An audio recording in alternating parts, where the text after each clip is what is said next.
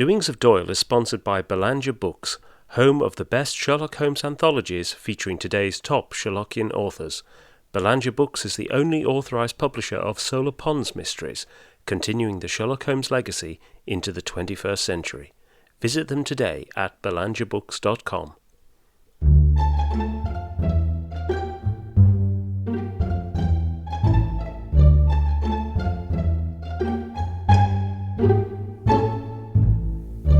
Welcome to Doings of Doyle, a podcast dedicated to the works of Sir Arthur Conan Doyle, the creator of Professor Challenger, Brigadier Gerard, and, of course, Sherlock Holmes. I'm Mark Jones. And I'm Paul Chapman, and together we'll be exploring Doyle's eclectic bibliography to understand more about the great man's life and work. We'll be discussing his fiction and non-fiction, the well-known and the obscure. And stopping by Baker Street along the way. You can find out more at doingsofdoyle.com or follow us at Doings of Doyle on Twitter. Hello and welcome to episode 12. Today, Paul and I are delighted to welcome to the podcast Cliff Goldfarb to talk about his love of Conan Doyle's Napoleonic stories.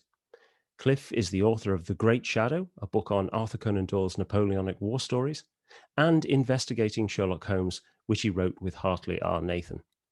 He's written the introduction to the complete Brigadier Gerard, published by Barnes & Noble, and his Doylean work has been published in numerous places, including the Journal of Olympic History, Finest Hour, the magazine of the International Churchill Society, the O Scholars, Journal of the Oscar Wilde Society, and the Greenbag Almanac and Reader. He collects everything and anything related to this area of interest, and to the artist William Barnes Wallen, illustrator of the Brigadier Gerard stories. Cliff is also chairman of the Friends of the Arthur Conan Doyle Collection at the Toronto Reference Library and chairman of the advisory board for the newly formed ACD Society. He's a frequent speaker on topics related to Conan Doyle and Sherlock Holmes, and when he's not doing all that, he enjoys spending as much time as possible with his 7 grandchildren. Cliff, welcome to the podcast. Hello. Hello, Cliff. Nice to meet you. So, tell us, how did you first encounter and come to be interested in Conan Doyle? Well, I was a very young lawyer at a law firm, and one of my mentors was a not that much older lawyer named Hartley Nathan, who very useful to have a mentor because you always run into problems, and if you have someone who can help you figure out where to find things, that's a huge advantage. And one day he came back to the office and he said he had just been elected secretary of the local bar association, and he was going to offer me the opportunity to become assistant secretary, but he had a second offer.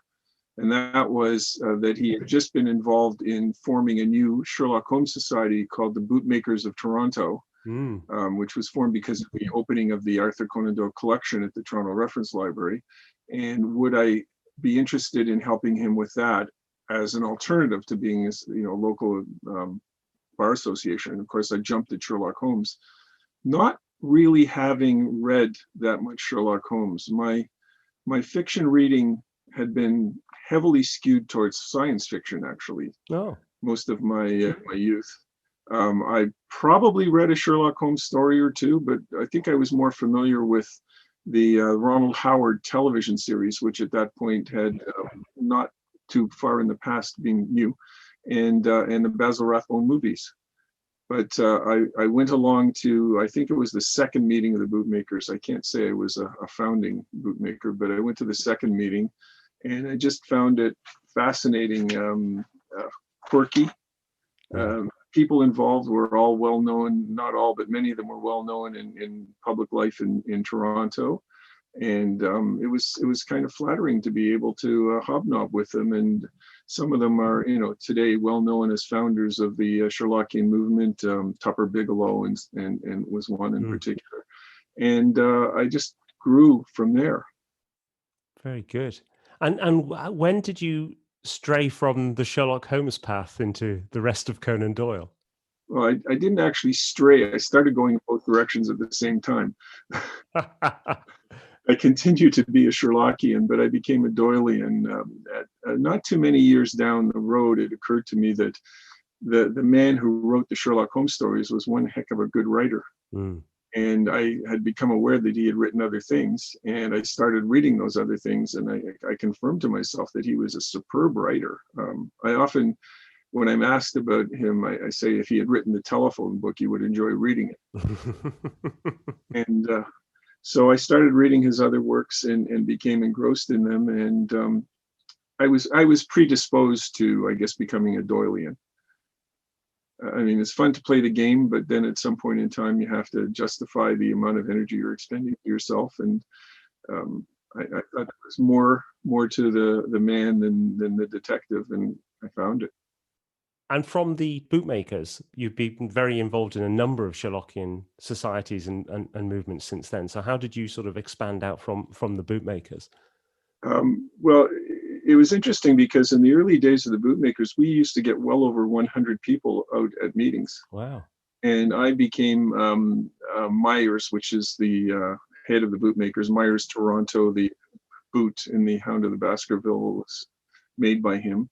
And we had many visitors from other places in the Sherlockian world. Mike Whalen, who was the head of the Baker Street Irregulars, but well before that, used to come up to Toronto regularly for meetings, and other people came. And then there were a couple of Baker Street Irregular events, dining with Sherlock Holmes, when Julie Rosenblatt and Fritz Schonenschmidt of the Culinary Institute of America put out a cookbook, and they had an event. And so Hartley and another chap and I went down to that event, and that was the first time I really met all the American East Coast, at least, Sherlockians, and started to get involved in broader things. I also joined I had lived in London for a year while I was going to school, and I was already a Sherlockian by that point in time. And so I joined the Sherlock Holmes Society of London, and then ultimately I was investitured in the Baker Street Irregulars as Fordham, the Horsham lawyer. So the Ford part relates to my name Clifford, and the Ham part, I think, relates to the fact that I'm not a very good actor. Well, I can empathize with that. You mentioned about exploring the path down Sherlockian and Doylean works pretty much at the same time, but you have found a niche, as it were, around the Napoleonic stories in particular. So what drew you to those? Serendipity. Hartley and I were writing, we started writing legal articles together, and then it occurred to us that we could do a Sherlock Holmes paper together. And so actually we've had a writing partnership now of 45 years, which has led to several books. We're co-authors of what we think is the leading Canadian text on how to run meetings, corporate meetings. And but we also have written a number of papers on various themes. I don't know whether it was Hartley or me who thought, why don't we had, I don't think either one of us was aware of the Brigadier Gerard stories, and then we bumped into them, and we thought, why don't we see how they're connected to the Sherlock Holmes stories? So it was really for a Sherlockian paper, whether we could find some connection. And we went down to the Royal Canadian Military Institute, and the librarian Anne Melvin was a wonderful woman. She was married to David Skeen Melvin, who is one of the prominent Toronto bootmakers, author as well, and spent an afternoon looking at mainly at the memoirs of Marbeau, and trying to find things in there. And then probably that afternoon, or not very long after, Hartley said he didn't have any interest in the topic. And I said, well, I still think it's worth a paper, so I could do it on my own. So I started writing a paper, and I could never finish the paper. And 10 years later, it had become a book. So when I said serendipity, it's a combination of serendipity and osmosis that got me here. So, Cliff, with the Napoleonic era, then the background, it just did the stories themselves then just drew you into that era, and then did you get pulled into the era as a whole, because it is such a fascinating, exciting period in European history? Did these stories essentially draw you into that whole milieu, as it were? Yes. And even more so because I had to, for the book, I had to read a lot of military memoirs. Yeah. And a lot of biographies, like memoirs of Constant, who was Napoleon's butler or clerk, valet. And I just found it fascinating. I mean, I found the character of Napoleon fascinating. I found the whole history of warfare fascinating. I've never been a reenactor. I have friends who go to Waterloo actually and participate in reenactments of the battle, and just like I have some friends who go to Gettysburg in the United States and participate in Civil War. I haven't actually been to reenact on the battlefields, but I've done both Napoleonic and American Civil War myself, so it's that whole world is one I'm very familiar with. Yeah, and so I read a lot of contemporary things, because one of the things that we have is Conan Doyle's roadmap or list of what he read. Not all in one place, but you can assemble a huge amount of what he read. I think there's other things that he must have read some of the British memoirs that he doesn't mention, but certainly on the French side and the European side, you can get a pretty good idea of what he read. So I put it, one of my tasks, even though if it was probably not entirely necessary for the book, I read all of those things. Some of them in French, which was great for me to practice. Because we couldn't find English translations, and others, just for the fascination of hearing what it was really like to be on the march from Moscow, and which obviously is in the How the Brigadier Rode to Minsk. It's an era within itself, isn't it? It just stands out. Just totally fascinating, and it is interesting. I don't know how you feel about this with the fact that Conan Doyle, you feel he could have written more with the Brigadier Gerard stories. There's so many battles that he leaves out. Some of my talks, I've wondered why he did not cite a Brigadier Gerard story in Switzerland. He wrote a bunch of them, and where there were Napoleonic battles. And I have given a talk in which I recreate the Brigadier Gerard story in Switzerland, which takes place at the Reichenbach Falls. Yeah. And then why he didn't set one in Egypt, yes, where he was writing, and again could have had Brigadier Gerard there. Yes, because he says he's been along from the early days, and Marengo. Yeah. And I think, I don't know, I mean, he wrote all the stories by 1903, except then in 1910 he came back and wrote another one, Marriage of the Brigadier, for which actually I have to tell this. So the friends of the Conan Doyle collection, and including the American friends and Glenn Moranker, raised the money to buy the manuscript of the Marriage of the Brigadier, and it was delivered to me on a weekend in New York by the auction, by the rare bookseller Peter Stern of Boston, and I brought it home through customs. I was, when they heard I had a manuscript by Conan Doyle, as I declared it, I was surrounded in the customs hall because everybody wanted to see Conan Doyle's manuscript look like. And then I had it in my house for 3 nights. So that's probably the closest an Arthur Conan Doyle manuscript is ever going to be to that collection behind me.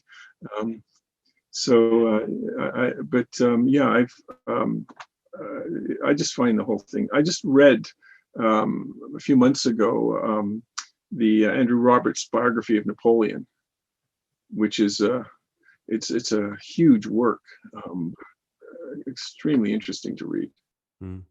I do think it's fascinating that we have such a detailed record of Conan Doyle's sources for the Gerard stories. I think it does add an entirely new layer to our understanding of his writing process as well, and it draws us into that appreciation of him as a researcher and as a historian and as a historical novelist. He has all those elements to him, but in a way, I think the research for the Gerard stories is almost his most successful.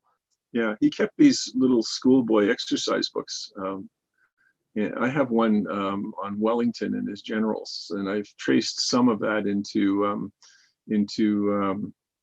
The Great Shadow, and I think maybe into the Gerard stories. And it's fascinating because he was writing as he was reading, so there was not any.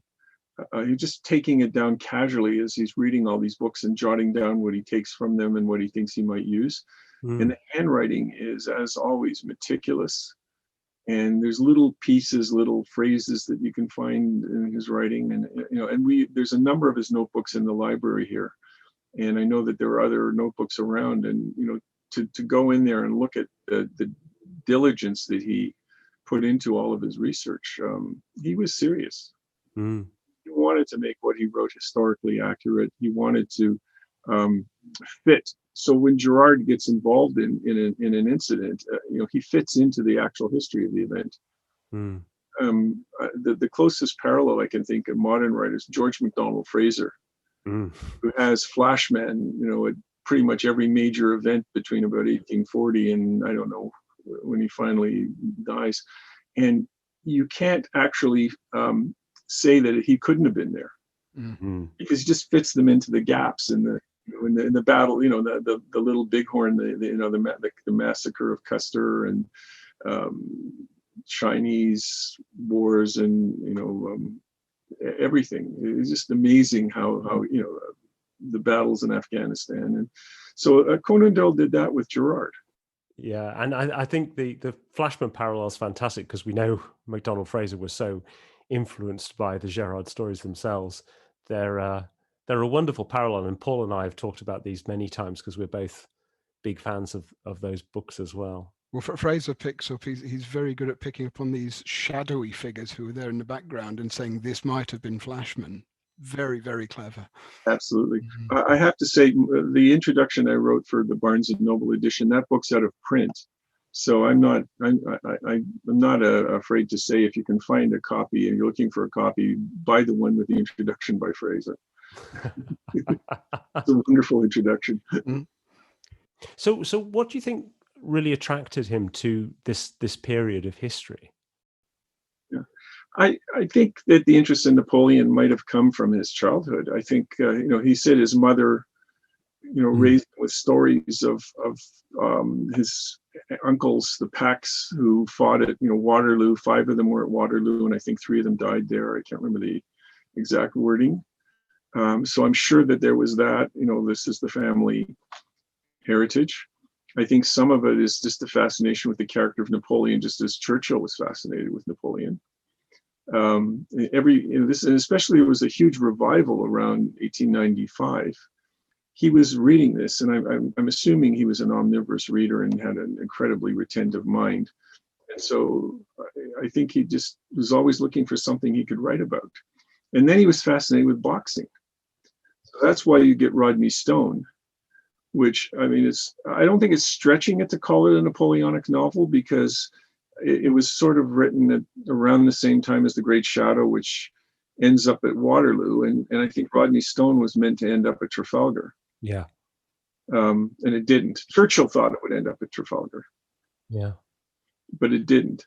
But it's half-pay officers, and Nelson is in the book, and so it's certainly Napoleonic in nature, even if Napoleon and the wars themselves aren't front and center in it. And I think they just had a fascination with that whole era that lasted from about 1890 to early, say, 1904, 1905.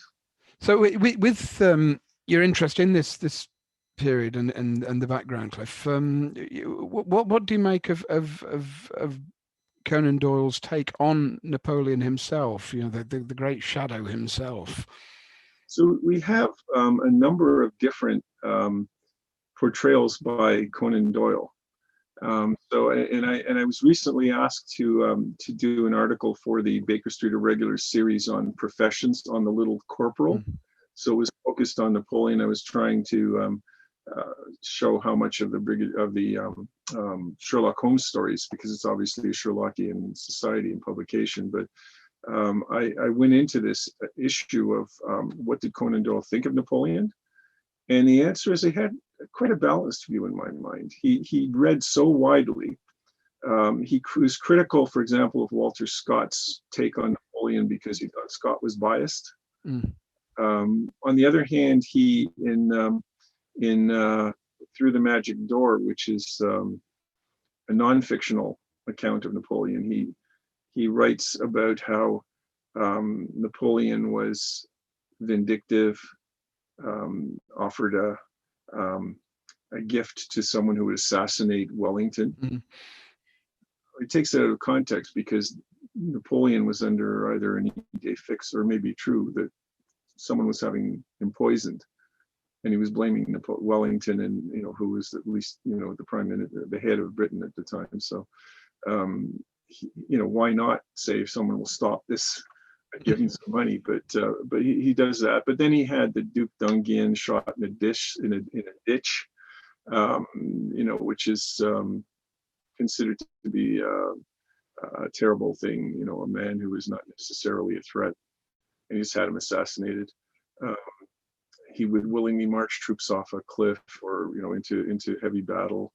And then he comes back and talks about Napoleon was a humanitarian, how he wept when he rode through the battlefield afterwards and saw what had happened, how he was a benevolent and clumsy matchmaker in the Uncle Bernac, where he pads out. And Uncle Bernac's a very interesting example of that, because it's a story about a young man whose uncle, was exiled from France during the terror, and whose uncle invites him to come back, and who gets involved in a plot to murder. He's not involved, but surrounded by a plot to murder Napoleon. And then, it comes out in the end, and Brigadier Gerard is a character in the book, but it's a perfect example of what happens when he's seen through the eyes of a third party rather than his own eyes. Which is part of Conan Doyle's genius, because Sherlock Holmes works because he's seen through the eyes of a third party, and Gerard only works because he's seen through his own eyes. So we're talking about a very versatile author who wasn't, he wasn't fixed in one style. He could write in the best way that it would bring the story out and make the characters vivid. So here, the novel is published in installments. And the time comes to put all the installments together in a book, and the publisher must have said, this isn't enough. And he writes a third of the book and sticks it in the middle. And it's it's sort of like the flashback scenes in The Hound, or Studying Scarlet, or whatever. It's just like, it's sort of not really part of the book, but it is. And you have this clumsy matchmaker wandering around, disrupting people's lives. So we're a long way from the original question, which is what Conan Doyle thought of him. But I think he had a balanced view. He thought of him as someone who had many different capabilities. He was admirable. He was a lawgiver. He freed, he created the civil code, which is still in effect in many parts, even in Quebec here in Canada, and I think in Louisiana, in the United States. He essentially emancipated the Jews in many countries in Eastern Europe, where Poland and so on. He essentially was responsible for starting the requirement that people had to have family names in parts of Eastern Europe. So he has that one aspect to him of benevolence and attempting to be a lawgiver and social reformer, and the other one of a man who would march 1,000 people into a deadly barrage if he thought he could win a battle. I wanted to add that in the introduction to one of the Brigadier Gerard stories, he wrote, after considering everything I knew about him, I could say that he was either a great hero or a great scoundrel. And he finished with, of the adjective only could I be sure. I wanted to make sure that, that's, I think, how I take Conan Doyle's view of Napoleon. Yeah, Cliff. The Gerard stories are the best known generally of Conan Doyle's Napoleonic literature. Which of the others do you rate, and how he takes a different approach to the period in each of the different novels? So Uncle Bernac is very different to The Great Shadow, and both are very different to Gerard, for instance. Right. Well, when I decided to write a book, I originally was focusing on Brigadier Gerard, and then it occurred to me that I would broaden it to the Napoleonic connection. So then I made a selection, which now I realize wasn't complete at the time. So I included anything that was written about that period. whether or not Napoleon or the Napoleonic Wars themselves were a major part of it, or if they were just sort of part of the background. So that included Rodney Stone, obviously, which we've talked about. It included Uncle Bernac, in which Napoleon and affairs of Napoleon and the British awaiting the invasion from the French side of the Channel, Boulogne. That's definitely Napoleonic. The Great Shadow, which ends at the Battle of Waterloo, is obviously Napoleonic. Rodney Stone, which is about the Regency, but is also about half-pay officers and so on. And then there's there's a whole chapter in the Magic Door, which I find is a delightful book that Conan Doyle wrote about his reading, about his own library. And he has a chapter 9, which talks about Napoleon and talks about the literature of Napoleon. And that's where he really directly deals with the character of Napoleon, as this, which we've talked about. And then there's a bunch of short stories. So there's the first one, which is sometimes included in Brigadier Gerard collections, is called The Foreign Office Romance. People think it's a Brigadier Gerard story without Brigadier Gerard, in essence. And then there's the play, The House of Temperley, which is broken off of Rodney Stone and deals with boxing.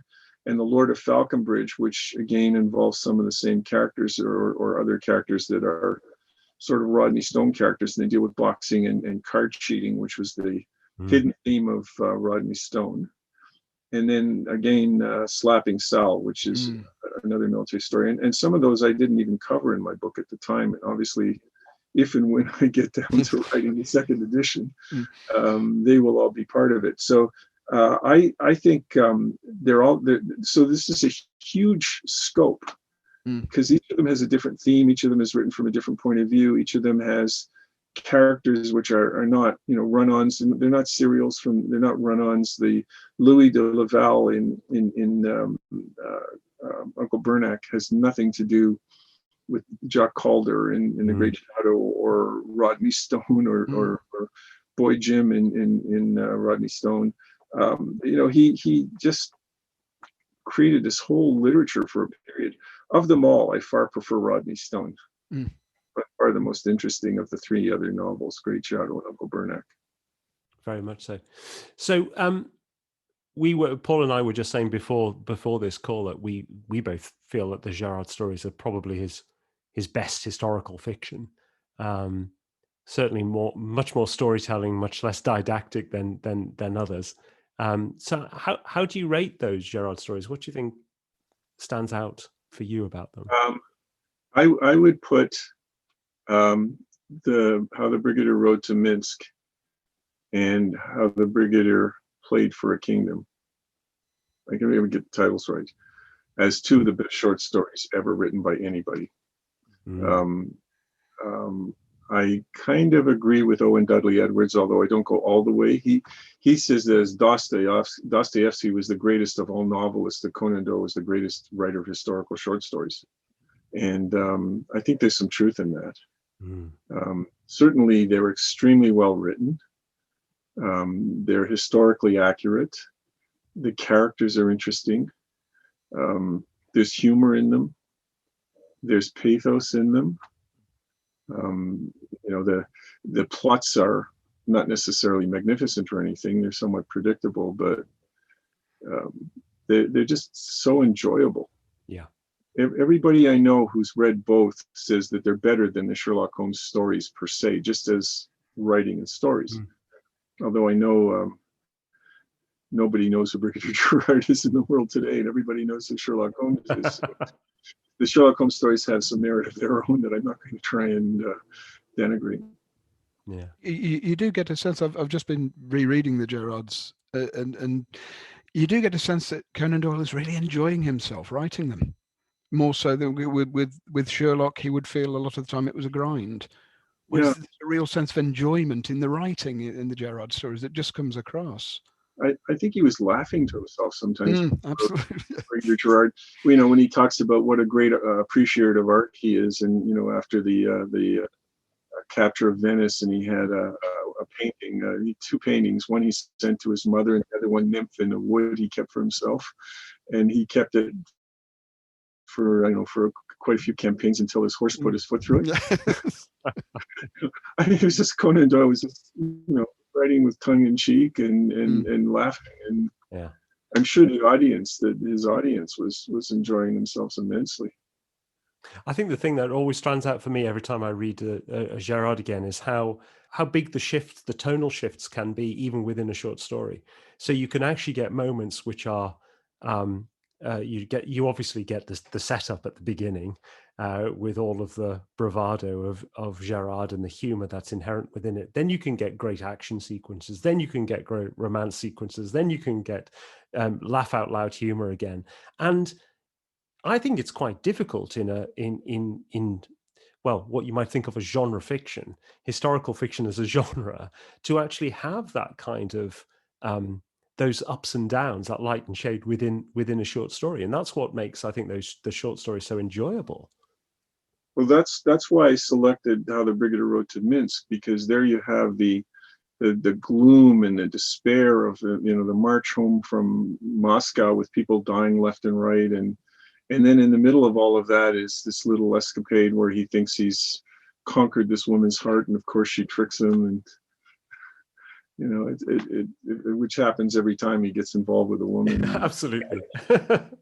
Yeah. I just think that story, and the other one where he finds a dying French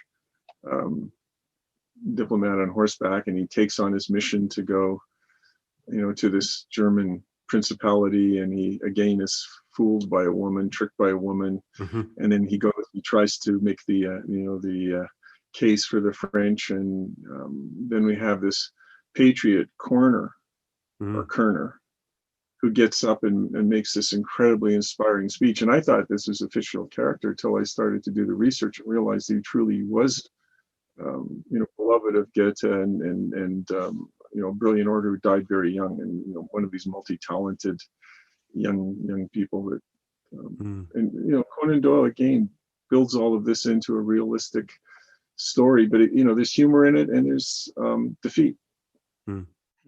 I think the introduction of Kerner is very interesting as well, because he doesn't feel like he's been sort of rammed into the story. He's a natural part of the story, and again, this is part of Conan Doyle's genius as a storyteller. Exactly. I think he took far more care with the Brigadier Gerard stories, and I mean the Sherlock Holmes stories just show his natural ability to write and not have to think about it too much and not worry about details.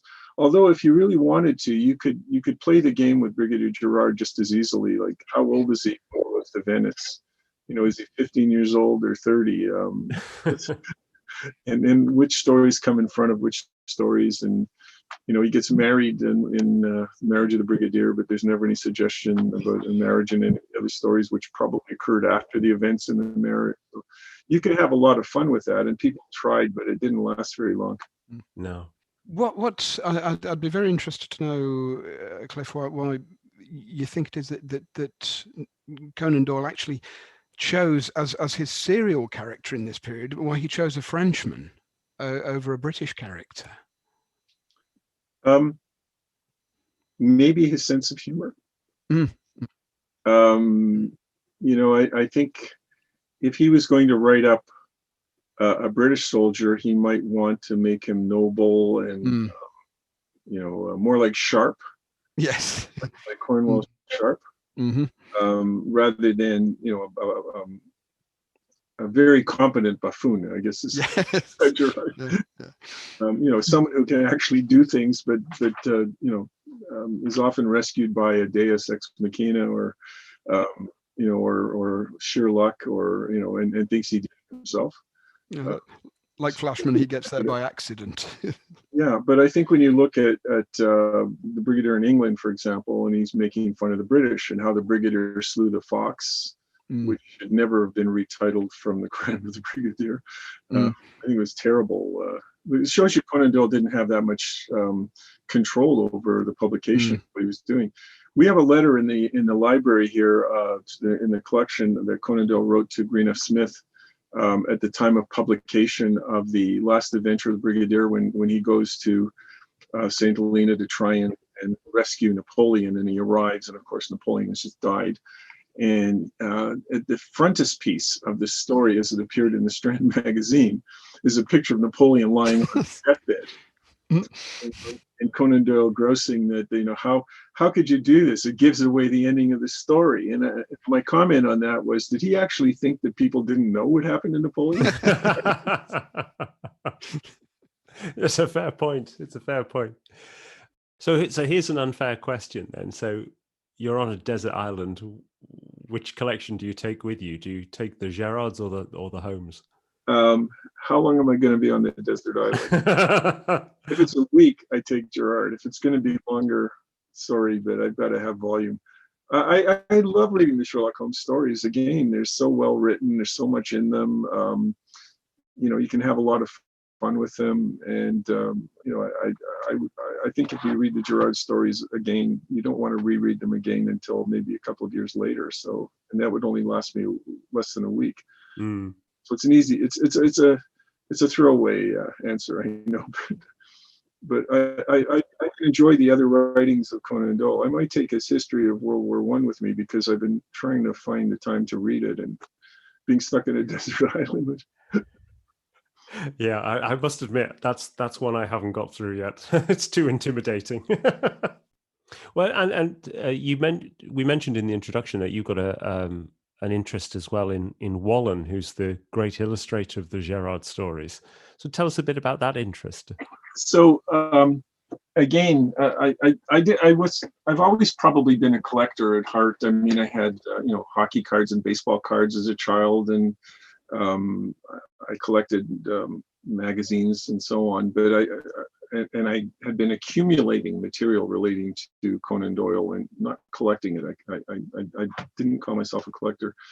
And then I started to write the book, and I thought at some point it would be nice to have copies of each of the books that I was interested in. So I went and bought first editions of the Gerard stories and Rodney Stone and so on. And then I thought, well, I'd get the American and Canadian firsts as well. I did. I should get some translations because the Gerard stories were very popular in French translation, and I did. And then we were visiting. My daughter was doing some research in Boston, and so we went down to visit her. And I went into Peter Stern's bookstore, as any Sherlockian would do when they went to Boston, and he had all of the monthly issues of the Strand magazine with the Brigadier Gerard stories in them. And that was my first major acquisition. And I came home and I looked at what I had already accumulated and I said, damn it, I'm a collector. So at that stage, there's been said of some of the American collectors, they collect with all of the discrimination of a vacuum cleaner. And that describes what you can see behind you is essentially 6 books in different editions. So then I thought it would be really nice if I could get 1 or 2 illustrations by Woolen of the originals. And I've been lucky enough to get 2 originals. And as far as I know, there's only 2 others that are known. One being in Indianapolis, and I think one being possibly in Portsmouth. So it's kind of nice to have those. But then I started getting interested in Woolen himself. He was more or less a contemporary of Conan Doyle's. He was born a couple of years before, and he died in 1936. And he also illustrated a number of other things by Conan Doyle, including the Straggler 15. And in your podcast a couple of weeks ago, you discussed how that might have in fact been the inspiration and a picture that Woolen drew that had appeared in I think it was the Illustrated. I can't remember which it appeared in, but that it was an old soldier standing there looking over a marching regiment as it going by, and that was his old regiment, and whether that might have been a scene that Conan Doyle used in writing A Straggler of 15, which of course then becomes the famous play Waterloo. So I don't know that Conan Doyle selected Woolen or whether he was happy to have Woolen do it. Woolen was one of the first rank of commercial artists of his time. He would have been behind Lady Butler and maybe one or two others, but he was certainly very popular and had a long career, and I know Conan Doyle would not have had any problem with him. But after many, many years, including finding Woolland's papers and all kinds of research, I have never found that they ever met in person. Interesting, because they were both in South Africa. It was around the same time, wasn't it? Right, and we have the diary of Conan Doyle's dresser, Charles Blazon. Yeah, and he mentions other artists who come. And ironically, when in those days, since they didn't have fax transmission, so they couldn't send a drawing back in any way other than having it carried back on a ship. So when his sketches arrived in London for the Sphere, which was who was employing him, they were turned over to Sidney Paget. Yeah. And so on many of the sketches, the magazine's copies that I have, the sketches, it's drawn by Woolland, illustrated by Paget. That's really interesting, and I think I'm right in saying that Woolland had illustrated the Gerard stories before he went to South Africa, but he then couldn't do The Crime of the Brigadier and then that went to Paget. Paget did that, but when the book was published, when the story was collected in the second of the two books, The Adventures, he drew the drawings for the book. Mm. So in the book itself, the Paget drawings were not used. Of course, in the books, they didn't use all of the drawings from the Strand. The Strand would have about 8 drawings per story, and there's only 3 or 4 in the book per story. I mean, but Woolland's fantastic as a illustrator of horses, and in particular, I think he's got a really lovely style. And I did look recently at some of his other war illustrations, particularly his oils and watercolors. They're just astonishing. He's a fantastic artist. Yeah, I've seen them. I saw a number in the Royal Army Museum in Chelsea. We have a number here in various art institutes and military, barracks in Canada.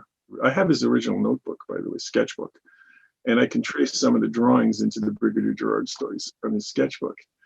Oh, fantastic! 90s. Yeah, that's fantastic. That's brilliant.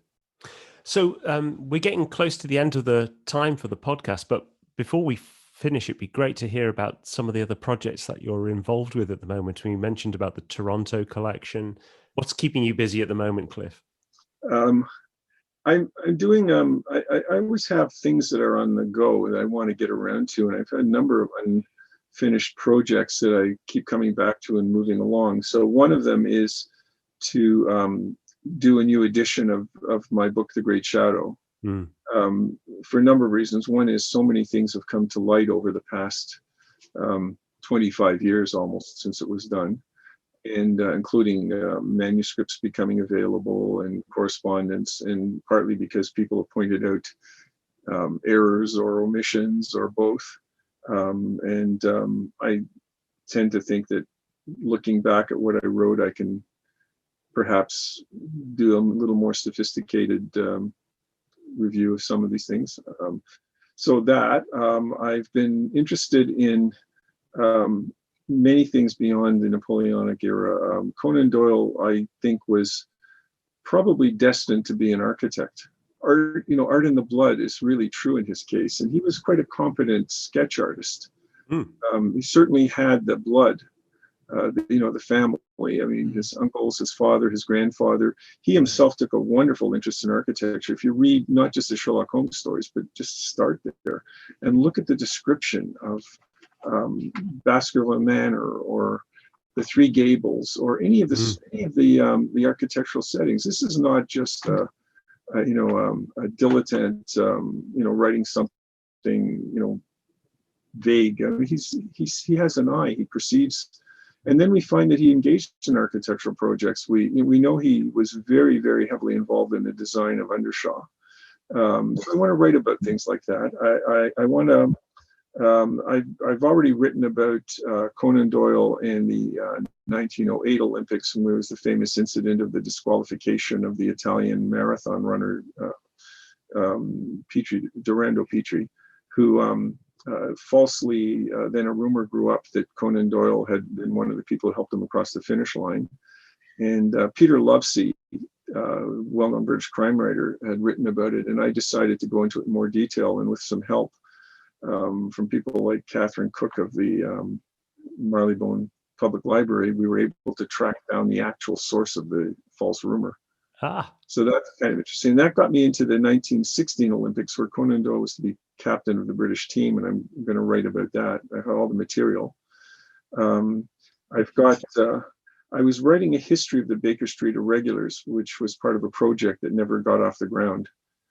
But I've got all my notes, and I have essays on a number of topics that I find interesting, not Sherlockian, but organization, things about the organization that I find interesting. So I've got lots of things to keep me going when I can find the time to do them. And this year, we think we're correct in saying this year is the 50th anniversary of the Toronto collection. So what's happening? What's happening to celebrate that? The problem is, of course, we can't come up with a definitive plan for an in-person event, because we were planning to have a conference in September, and we have booked the facility at the library, and we still have it. But right now, we're not sure how fast the vaccine program will roll out in Canada. It's being done very slow here. So we just don't think we can commit to any kind of a physical project. So we're going to have some kind of online activity. There is a publication of the history of the collection that will be published in the Baker Street Almanac, which again is Ross Davies' annual publication. So I helped our curator, Jesse Amalo, write that. We're talking about publishing that as a pamphlet. We're hoping to have a distinguished speaker, most likely on virtual performance, and we're just hoping that we can have people come and see the collection again and worry about masks and distancing and so on. Well, it's one of those collections that's on my bucket list, because I've never managed to make it as far as Canada, so that's absolutely on my bucket list to come. Give us enough advance notice and you'll be speaking there. If I'm vaccinated in time. Look, this has been fantastic to talk to you today, Cliff. It's been great fun, and I just want to thank you for coming on the podcast and sharing your enthusiasm for the Napoleonic stories and for Conan Doyle in general. And we wish you the very best with all of your projects. Absolutely. Thank you. I really enjoyed this. I'm looking forward to hearing the finished product. Thanks, Cliff.